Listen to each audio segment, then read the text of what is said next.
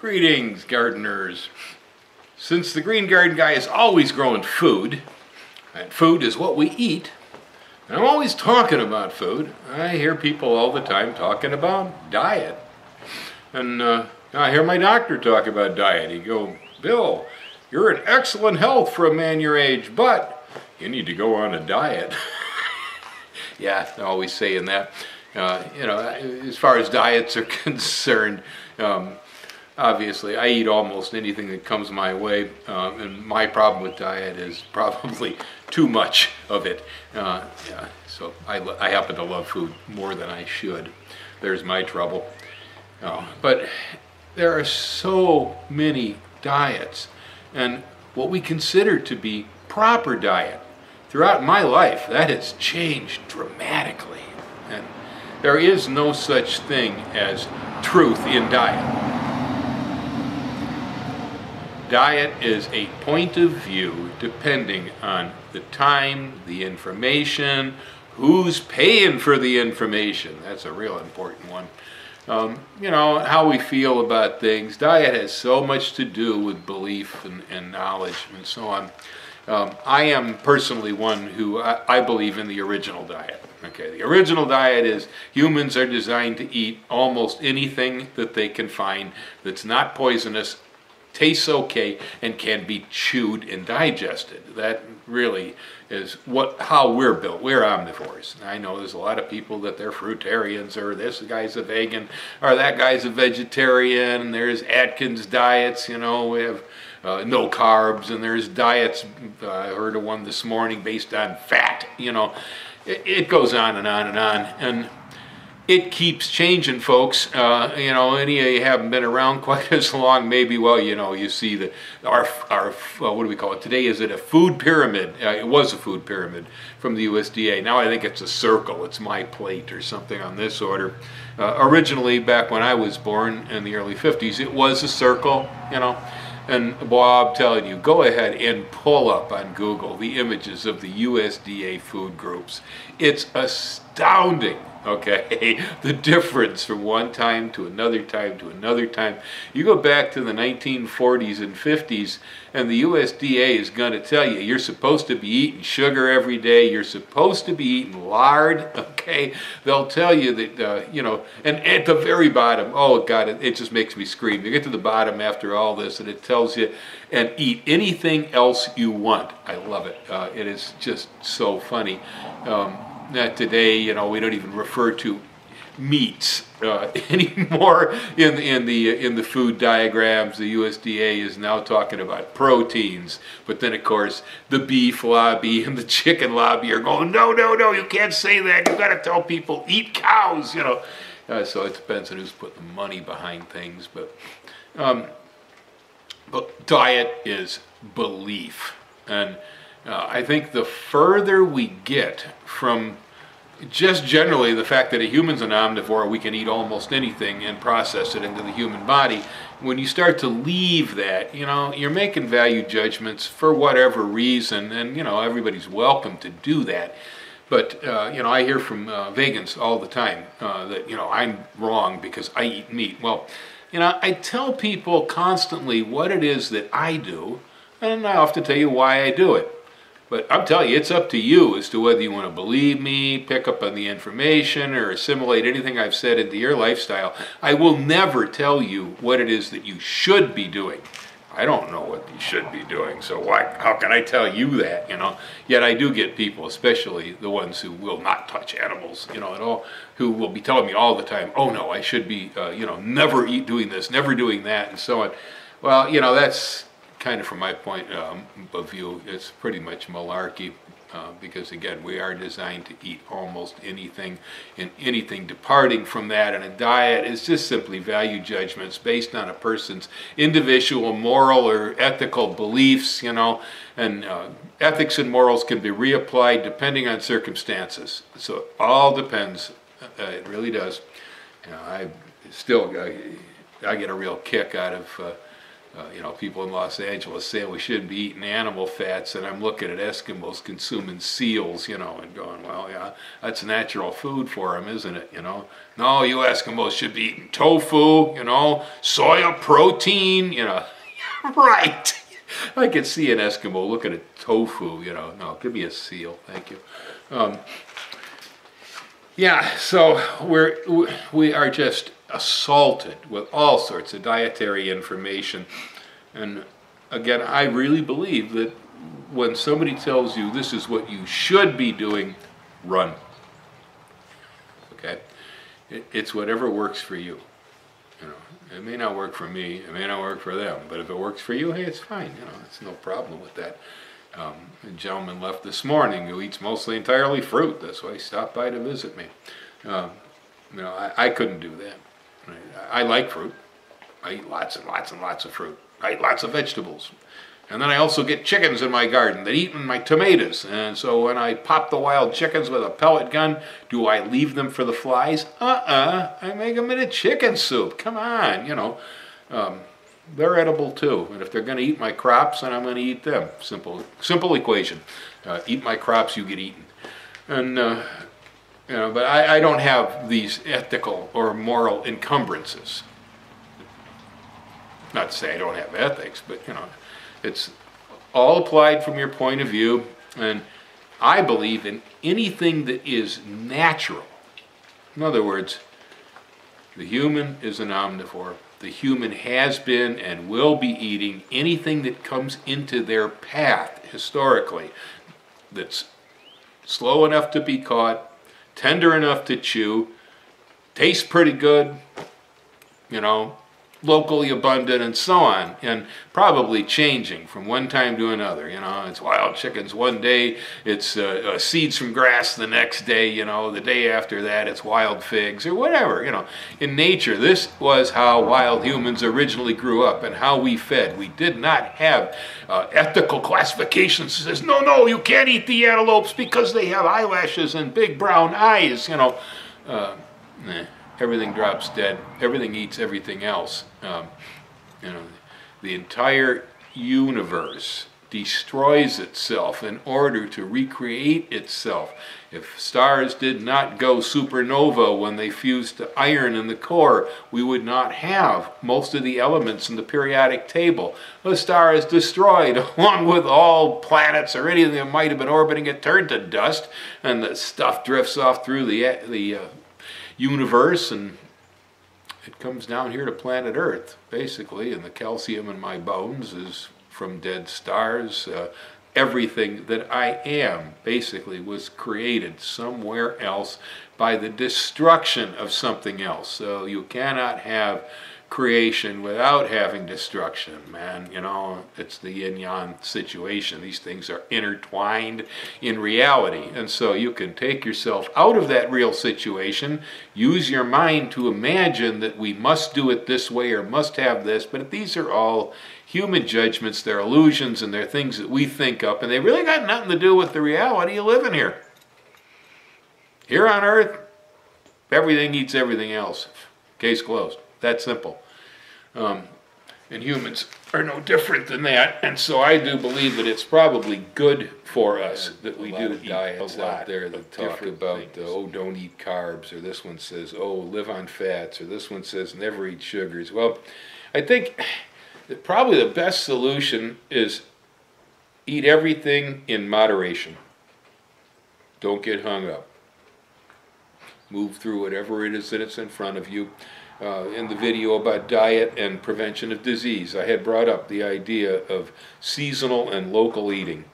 And, well, you know, if you lived here in Hawaii, then I guess you can eat, you know, vegetables and fruit all year long if that's how you feel about it. But as for me, the ahi tuna come running by Hilo periodically in such quantities that they're easy to get your hands on.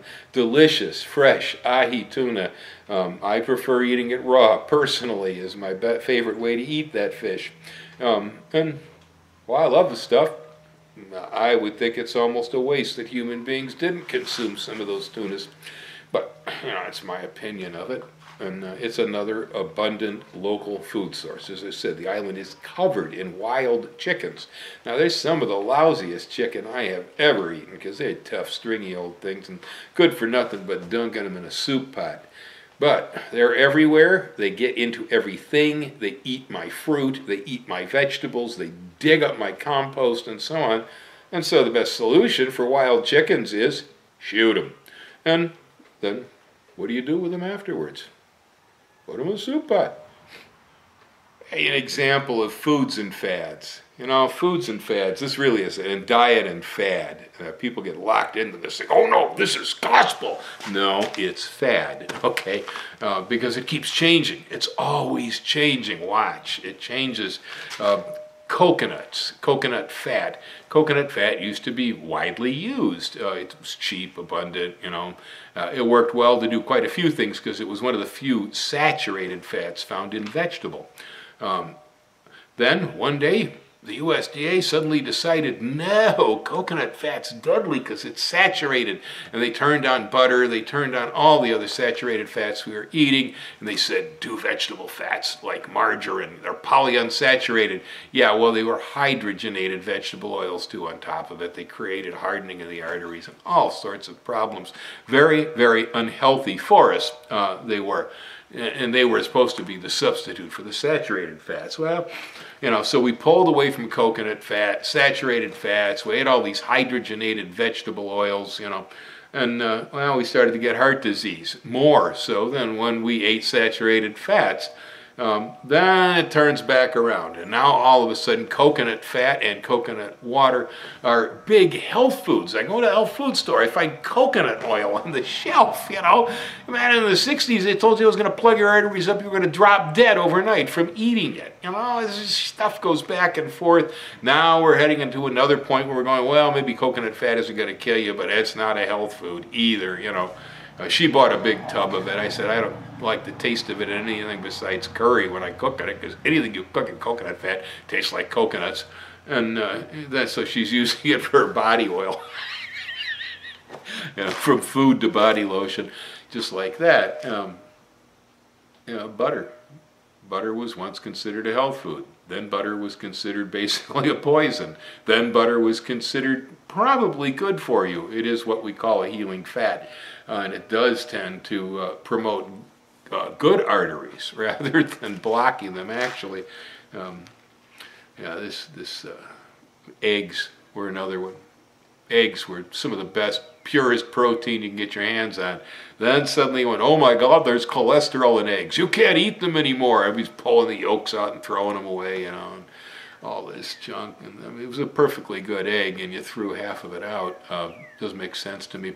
Now we realize that, well, you know, so much of the cholesterol that's in our bloodstream was actually caused by irritation to the arteries, especially like from hydrogenated vegetable oils and so on, that the body was making more cholesterol and it was accumulating from the food, depending on the condition of your veins. Well, you know, so now all of a sudden, you know, eating eggs again is tolerable under our dietary situations. This stuff goes back and forth, folks, you know.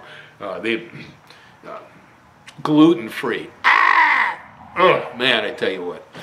I cook for folks who come to visit me all the time, and I have absolutely no problem with accommodating vegetarians with vegetarian dishes at the table, because I myself was a vegetarian for 15 years in my life. It was fine. I had no complaints with it. You know, I'm no longer. I eat huge amounts of vegetables, but I'm not a vegetarian. I am an omnivore. I eat all things, including grasshoppers, if they happen to get in my mouth while I'm sleeping. Like I say, I don't mind accommodating vegetarians at the dinner table. This is great. What does drive me insane is when someone shows up, you know, and they'll go, oh, well, did you use any wheat flour in the dish? I go, yeah, there was some to thicken the sauce. Oh, well, I can't eat gluten. I can't eat gluten. This is the latest fad, and it's been pretty well proven.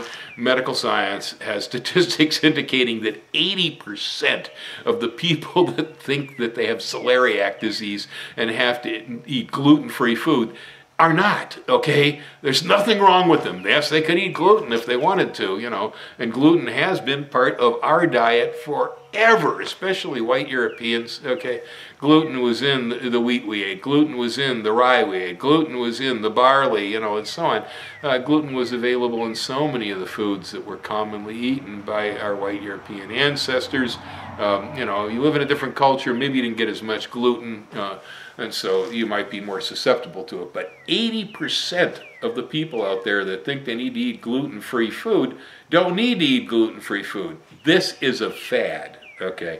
And it's an annoying one too, because man, gluten is in so many things, and you walk into my house and I'm going to feed you food, you turn your nose up at it because, hey, it's got gluten in it. This does happen a lot.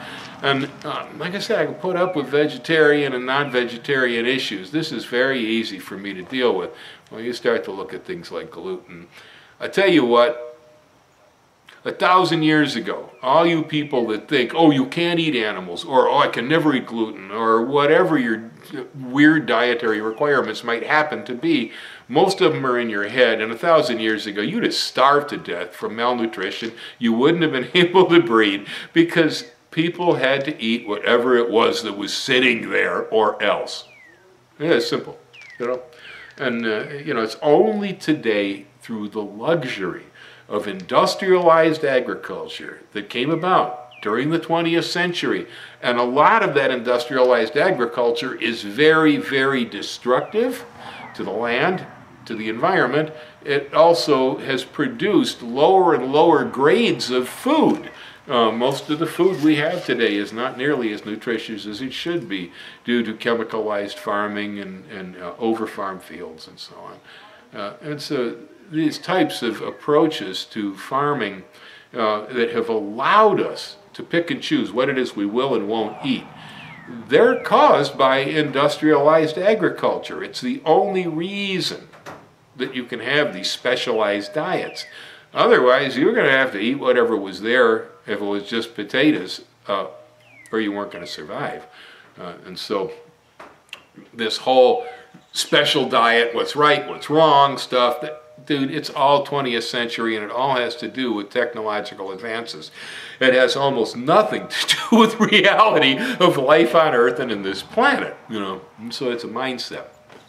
It's in the head, and it's been allowed by science, you know. And I'm not saying that science is all wrong, you know, or industrialized agriculture is all wrong. No, it's not. There are good reasons for everything we do to a certain extent, but again, I think if you want to really eat well and you want to stay healthy, you really want to be eating what's abundant locally year-round and changing your diet around the calendar.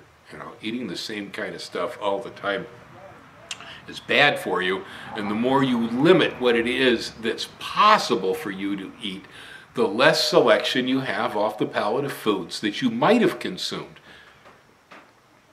Your body will use them all. The only thing stopping you from not eating that is mostly here, most of the time. It's mostly in the mind. There are true food allergies. If you have them, I'm sorry for you. You know, I'm still kind of mystified over the peanut allergy thing as kids in the 50s. If we didn't have peanut butter, half the kids in my neighborhood would have starved to death. I never saw anybody go into anaphylactic shock in grade school while eating a peanut butter sandwich at lunch. Now, why it is that children from my generation were able to eat that food and why now it seems they can't, I'm not really certain. It's possible that maybe out of fear, people were withholding the food from their children, not letting them have it. Maybe I was given peanut butter as a small child in small doses, and I grew accustomed to it. I don't really know. You know, maybe it's the way we process peanuts today or grow them. You know, it could be that it's not the peanuts you're allergic to. It could be an aflatoxin that got onto the peanuts because of the way we're processing. I don't know why. It is a little mysterious. I do not have all the answers, really. But, you know, like I say, there are food allergies, and those food allergies can be very serious, and that's not what I'm talking about. I'm talking about the diets that we put up in front of us saying what's right and what's wrong, what we should and should not eat. For most of us, we can eat anything we want. As I say, my doctor has talked to me about diets before. Generally, they cannot find anything much about my health that they can point at because blood sugars are good, cholesterol's fine, and so on. My weight is about the only thing that ever really comes up. And, I can't argue with them either. I've been lighter than this, and I liked it. It was good. So, my doc, during a physical a while back, said, Bill, you're in great shape, but you gotta lose weight. Well, doc, it's not that easy, I said, do you have any suggestions? Well, doc started off, well, you could start logging calories. No, not gonna happen. Bill was not gonna take a pen and write down every calorie of a piece of food that he ate. Sorry. I'll do it for the IRS, but I'm not gonna do it for my dinner table. So then he turns to me and says, well, why don't you try something simple, like not eating after 7 o'clock? Well, I couldn't argue with that one. That was pretty simple. So I said, yeah, all right, Doc, we'll give it a try. Back somewhere, I think, about 2015. And I did. I adhered to it because it was such a simple thing to do. I made a few adjustments in my life, and I said it's okay for me to eat the maximum amount of calories in the morning, gradually tapering that consumption off towards the evening. So that I eat my biggest meals at breakfast and the smaller ones for dinner. This was a logical thing to do because my body was burning calories like crazy right after breakfast because I go right out in the field, start working, blah, blah, and so I could eat chocolate cake for breakfast. It didn't matter. The body would use it up. Anyway, so I kind of tapered how I was taking my caloric intake in. As of 7 o'clock every day, I stopped eating, period. No more food, not allowed. In short, in a little over a year and a half, I lost 40 pounds. And I lost 40 pounds eating pizza, eating sourdough bread with salami on it. I lost 40 pounds eating tacos. I lost 40 pounds eating anything I wanted to eat, including I allowed myself to have dessert within 20 minutes of dinner if I wanted. No, I didn't sit down and eat a quart of ice cream, but, I could have a couple of cookies or a piece of pie or something like that. And as long as it was within the dinner time and before 7, I'd have it.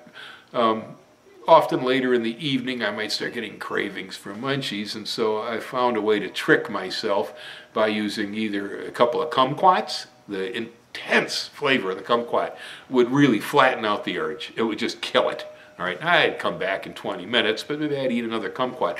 They're low in calories and not that much sugar, so it's like, it was pretty safe stuff. The other thing that worked for me too was sour cherry juice, tart cherry juice. Did the same thing. Bam, man, just like assaulted the senses, stopped the craving for whatever it was for a while.